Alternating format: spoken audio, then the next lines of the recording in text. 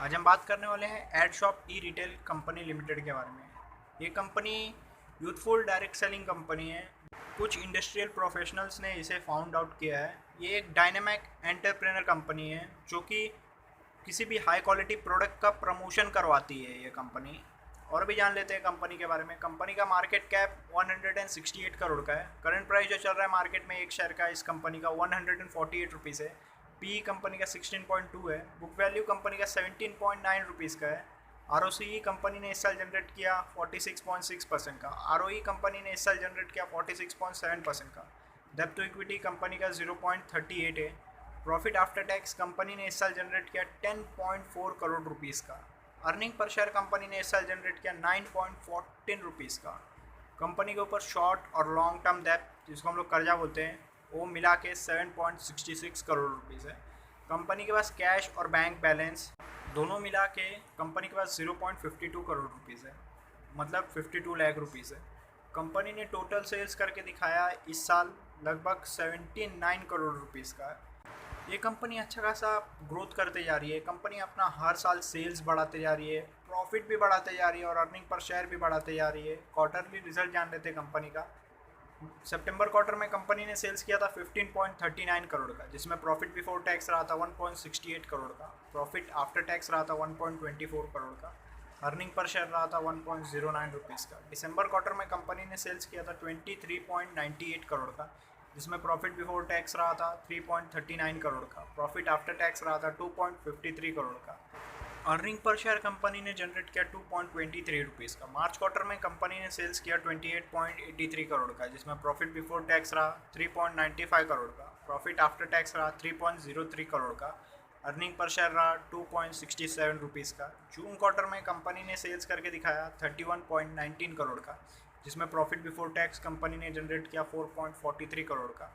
Profit after tax company ने generate किया 3.56 करोड़ का। अर्निंग पर शेयर कंपनी ने जनरेट करके दिखाया लगभग 3.14 रुपीज़ का है। कंपनी अच्छा खासा अर्निंग पर शेयर जनरेट कर रही है। प्रॉफिट एंड लॉस स्टेटमेंट जान लेते हैं कंपनी का। 2018 में कंपनी ने सेल्स किया 12 करोड़ रुपीज़ का, जिसमें प्रॉफिट बिफोर टैक्स रहा 0 करोड़ रुपीज़ का। प्रॉफिट आफ्टर टैक्स रहा 0 करोड़ रुपीज़ का। अर्निंग पर शेयर रहा 11.50 रुपीज़ का। 2019 में कंपनी ने सेल्स किया 22 करोड़ का, जिसमें प्रॉफिट बिफोर टैक्स रहा 1 करोड़ रुपीज़ का। प्रॉफिट आफ्टर टैक्स रहा 1 करोड़ रुपीज़ का। अर्निंग पर शेयर रहा 0.77 रुपीज़ का। 2020 में कंपनी ने सेल्स किया 37 करोड़ का, जिसमें प्रॉफिट बिफोर टैक्स रहा 2 करोड़ रुपीज़ का। प्रॉफिट आफ्टर टैक्स रहा 1 करोड़ रुपीज़ का। अर्निंग पर शेयर रहा 1.06 रुपीज़ का।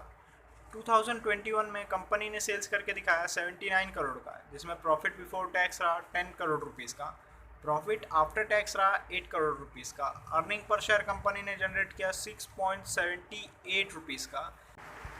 इस साल के रिजल्ट को अगर आप पिछले साल के रिजल्ट से कंपेयर करोगे तो कंपनी ने सेल्स बढ़ा दिया अभी 100%।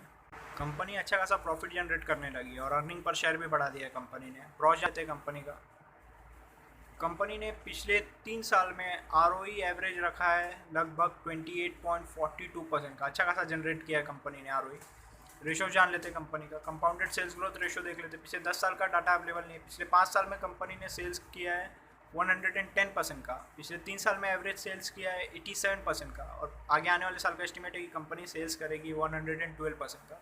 कंपाउंडेड प्रॉफिट ग्रोथ देख लेते हैं। पिछले 10 साल का डाटा अवेलेबल नहीं है। पिछले 5 साल का भी डाटा अवेलेबल नहीं है। पिछले 3 साल में कंपनी ने प्रॉफिट ग्रोथ किया है 222% का और आगे आने वाले साल का एस्टिमेट है कि कंपनी प्रॉफिट में ग्रोथ लाएगी लगभग 530% का।